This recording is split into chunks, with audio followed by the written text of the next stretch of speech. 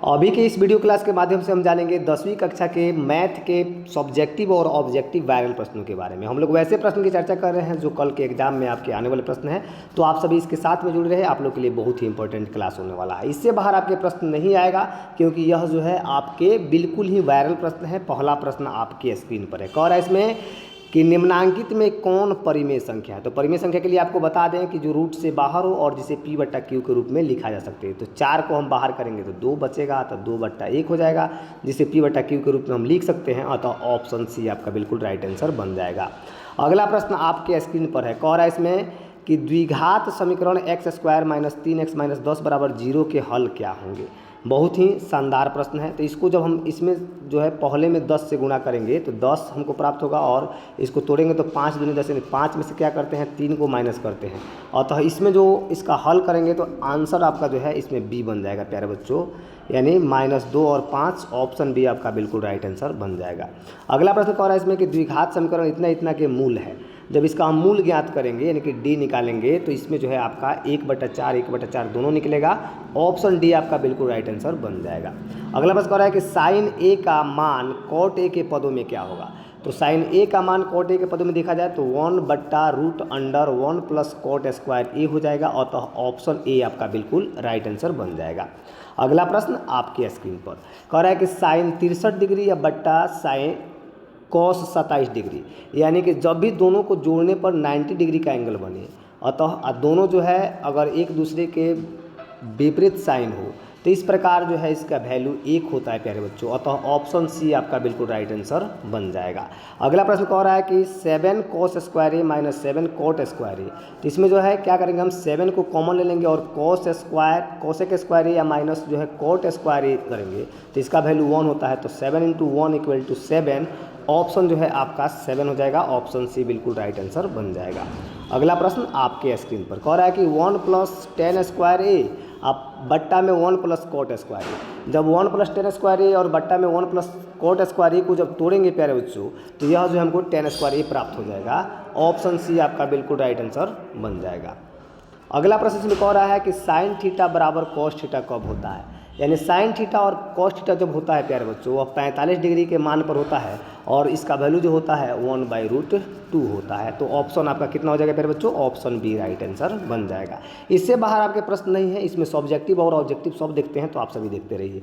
कह रहे निम्नांकित में किनका मान इकाई के बराबर नहीं है, यानी किसका मान जो है इकाई के बराबर नहीं है। अतः sin θ और जो है cos θ इन में ऑप्शन डी आपका बिल्कुल राइट आंसर बन जाएगा। अगर इसमें का अगला प्रश्न है कि किसी वृत्त के व्यास के एक छोर तथा केंद्र क्रमशः इतना इतना दिए गए हैं, तो इसके व्यास के दूसरे छोर का निर्देशांक। मान लीजिए ये हमारा जो है एक वृत्त है जिसमें एक व्यास है और यहाँ पर 1 और 4 दिया गया है एक निर्देशांक, और इसके केंद्र का जो निर्देशांक दिया गया है 2 और -3 दिया गया है। इधर नहीं दिया है कुछ, तो अतः XY मान लेंगे और इसको जो है मध्य बिंदु सूत्र से निकालेंगे तो 1 + x/2 होता है। बराबर क्या इसमें x के लिए 2 है, यानी 2 दूनी 4 हो जाएगा, यानी x बराबर कितना हो जाएगा, तो 4 - 1 बराबर कितना हो जाएगा, -3 हो जाएगा। अतः -3 प्यारे बच्चों कहाँ जा रहा है, तो -3 जो है b और इसमें आ रहा है, a में आ रहा है। इसके लिए हम फिर क्या करेंगे, इसको निकालते हैं तो ये हमारा हो जाएगा y बराबर हो जाएगा हमको 4 प्लस में हो जाएगा y, 4 + y बराबर हो जाएगा -3/2 करते हैं तो -6 में से 4 करते हैं तो कितना हो जाएगा, यानी कि -6 में से जब 4 निकालेंगे तो -10 हो जाएगा। अतः कहाँ पे ऑप्शन बन रहा है, तो -3 और -10, ऑप्शन आपका ए राइट आंसर बन जा रहा है। अगला प्रश्न इसमें कह रहा है प्यारे बच्चों, कह रहा है इसमें कि इतना इतना को मिलाने वाले रेखाखंड का आंतरिक रूप से इतना है, तो अनुपात में जो है कौन से नियामक होगा। तो इसमें नियामक की बात की जा रही है तो ये जो आपका हो जाएगा 1 और 3 हो जाएगा। जब इसका सोल्यूशन निकालेंगे तो ऑप्शन ए आपका राइट आंसर बन जाएगा। अगला कह रहा है कि पाइथागोरस त्रिक नहीं है।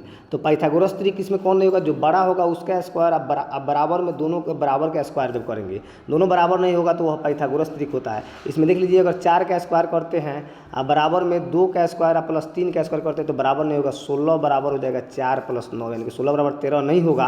अतः यही पाइथागोरस त्रिक नहीं है। अतः ऑप्शन जो है आपका ए राइट आंसर बन जाएगा। अगला प्रश्न कह रहा है कि किसी समकोण त्रिभुज में लंब आधार कोण दिया गया है, यानी PB और H है, तो H² बराबर क्या होता है, तो P² + B²।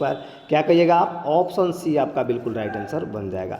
अगला प्रश्न इसमें कह रहा है कि समकोण त्रिभुज का क्षेत्रफल होता है, तो समकोण त्रिभुज का क्षेत्रफल कितना होता है, तो 1/2 गुणे आधार गुणे ऊंचाई। ऑप्शन बी आपका बिल्कुल राइट आंसर बन जाएगा। अगले प्रश्न की बात करते हैं, प्रश्न आपके स्क्रीन पर है। कह रहा है इसमें कि यदि किसी समकोण त्रिभुज का कोण तथा आधार इतना इतना दिया है तो उसमें लंब बराबर क्या हो जाएगा। बहुत ही आसान प्रश्न है। तो P बराबर रूट अंडर क्या होता है H square minus B square, यानी 29 का स्क्वायर करेंगे और जो है माइनस में 20 का स्क्वायर करेंगे तो 29 का स्क्वायर हो जाएगा 841 और माइनस में 20 का हो जाएगा 400, दोनों का अंडर रूट करेंगे तो क्या हो जाएगा 441 प्राप्त होगा हमको, और इसका करेंगे तो 21 प्राप्त हो जाएगा प्यारे बच्चों। ऑप्शन कहाँ है इसमें, तो ऑप्शन आपका डी बिल्कुल राइट आंसर है।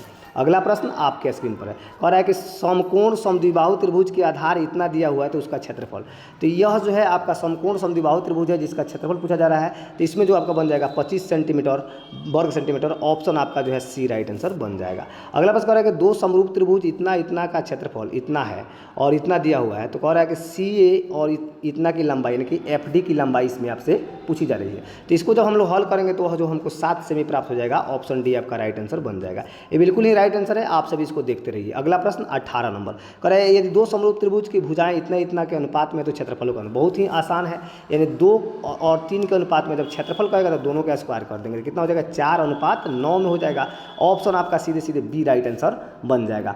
अगले प्रश्न की बात करते हैं। प्रश्न आपके स्क्रीन पर कह रहा है इसमें कि त्रिभुज एबीसी तथा बीडीई दो समरूप त्रिभुज इस प्रकार है कि BC का मध्य D और इन त्रिभुजों के क्षेत्रफलों का अनुपात पूछा जा रहा है। तो दोनों का अनुपात की बात करें तो वह जो आपका हो जाएगा 4:1 हो जाएगा। ऑप्शन आपका सीधे बी हो जाएगा राइट आंसर। अगला प्रश्न कह रहा है कि किसी बाह्य बिंदु से वृत्त पर कितनी स्पर्श रेखाएं खींची जा सकती है। बहुत ही आसान प्रश्न है। तो बाह्य बिंदु से वृत्त पर कौ स्पर्श रेखा, तो इसमें आप लोग कहिएगा 2 स्पर्श रेखा। सीधे आपका ऑप्शन जो हो जाएगा प्यारे बच्चों बी राइट आंसर बन जाएगा। अगला प्रश्न कह रहा है कि दो गोलों के पृष्ठों का क्षेत्रफलों का अनुपात जो है 16:9 है तो उनके आयतनों का अनुपात क्या होगा। बहुत ही आसान प्रश्न। उनके आयतनों का अनुपात कह रहा है, यानी कि उसके आयतनों का अनुपात क्या हो जाएगा, तो 16 अनुपात इसके क्या कह रहा है, इसमें क्षेत्रफल कह रहा है ना। तो इसका अगर हम अनुपात निकालते हैं तो कितना हो जाएगा हमारा, सीधे 16 चौका 64 और 9 त्रिका 27, सीधे जो हो जाएगा हमारा ऑप्शन कितना बन जाएगा इसमें, ऑप्शन बी राइट आंसर हो जाएगा। अगला प्रश्न आपके स्क्रीन पर है। कह रहा है इसमें कि यदि गोले का पृष्ठ क्षेत्रफल इतना वर्ग सेंटीमीटर उसका व्यास कितना होगा। बहुत ही आसान प्रश्न। तो गोले का जो है पृष्ठीय क्षेत्रफल दिया गया है आपका 616 वर्ग सेंटीमीटर। जब उसका व्यास हम निकालते हैं तो हमको कितना प्राप्त होगा प्यारे बच्चों, 14 प्राप्त हो जाएगा। सीधे आपका ऑप्शन जो हो जाएगा इसमें सी राइट आंसर बन जाएगा। अगला प्रश्न की बात करते हैं 23 नंबर। यदि किसी गोले की त्रिज्या को दोगुना कर दिया जाए तो उसका आयतन क्या होगा। बहुत ही शानदार। अगर गोले की त्रिज्या को दोगुना कर दें तो उसका आयतन कितना बढ़ जाएगा प्यारे बच्चों, तो 8 गुना हो जाएगा। सीधे आपका ऑप्शन सी राइट आंसर बन रहा है। अगला प्रश्न इसमें कह रहा है कि अर्धगोले का संपूर्ण पृष्ठ क्षेत्रफल। बहुत ही आसान प्रश्न है। अर्धगोले के संपूर्ण पृष्ठ क्षेत्रफल की बात करें तो वह जो हो जाएगा 3πr², और वही पूर्ण पृष्ठ कहेंगे तो 4πr²। अतः जो है इसमें ऑप्शन आपका बी राइट आंसर बन रहा है। अगला प्रश्न इसमें कह रहा है कि 1 घन मीटर का मान होता है। 1 घन मीटर का मान पूछा जा रहा है इसमें प्यारे बच्चों। तो 1 घन मीटर जो होता है आपके 1000 लीटर के बराबर होता है। ऑप्शन सी आपका राइट आंसर बन जाएगा। अगला प्रश्न आपके स्क्रीन पर ये रहा। कह रहा है इसमें प्रश्न कि समान त्रिज्या और ऊंचाई वाले बेलन और शंकु जो एक ही आधार पर स्थित है तो उनके आयतन का अनुपात क्या होगा। बहुत ही शानदार। यानी दोनों का आयतन निकाल लेंगे और उसका अनुपात निकाल लेंगे तो हमारा आंसर निकल जाएगा। अतः आयतन का जो अनुपात निकालेंगे हम फॉर्मूला पर तो हमको डी प्राप्त हो जाएगा, यानी 3:1। ऑप्शन डी आपका राइट आंसर बन जाएगा। अगला प्रश्न कह रहा है कि 4 सेमी त्रिज्या वाले धात्विक घोले को पिघलाकर 2 सेमी त्रिज्या वाले कितने गोलियां बनाई जा सकती है। यानी 4 सेमी त्रिज्या वाले को पिघला के 2 सेमी वाले कितने बनाए जा सकते हैं, आपसे प्रश्न इसमें कर रहा है। तो उसके लिए आपको बता दें कि यह जो आपका बनेगा ऑप्शन जो है आपका 8 बन जाएगा। ऑप्शन बी राइट आंसर बन जाएगा। आप लोग इसको निकालिएगा, बहुत ही आसान है। आगे देखते हैं। आगे का प्रश्न कह रहा है कि वर्ग अंतराल 50 से 60 की संचयी बारंबारता कितना होगा। वर्ग अंतराल की बात की जा रही है। 50 से 60 की संचयी बारंबारता जब आप लोग निकालिएगा, CF निकालिएगा तो वह कितना हो जाएगा, तो वह जो है प्यारे बच्चों आपका 20 प्राप्त हो जाएगा। ऑप्शन डी आपका राइट आंसर बन जाएगा। अगला प्रश्न इसमें कह रहा है कि दी गई बारंबारता में कि सारणी माध्यिका वर्ग क्या होगा। यानी माध्यिका वर्ग इसमें पूछा जा रहा है। तो जब इसका माध्यिका वर्ग निकालेंगे प्यारे बच्चों तो वह जो हमको प्राप्त होगा 30 से 40 हो जाएगा, और माध्यिका वर्ग हमको 30 से 40 प्राप्त होगा। ऑप्शन सी आपका राइट आंसर बन जाएगा। इसमें का प्रश्न आपका अंतिम नंबर, ये आपका ऑब्जेक्टिव का प्रश्न है। कह रहा है कि प्रथम 5 अभाज्य संख्याओं का मान। तो अभाज्य संख्या कहाँ से होता है, तो 2 + 3 + 5 + 7 + 11 आप बट्टा कर लेंगे, 5 पूछा है तो 5 सबको जोड़ेंगे तो 28 बट्टा 5 कटाएंगे तो कितना हो जाएगा 5.6।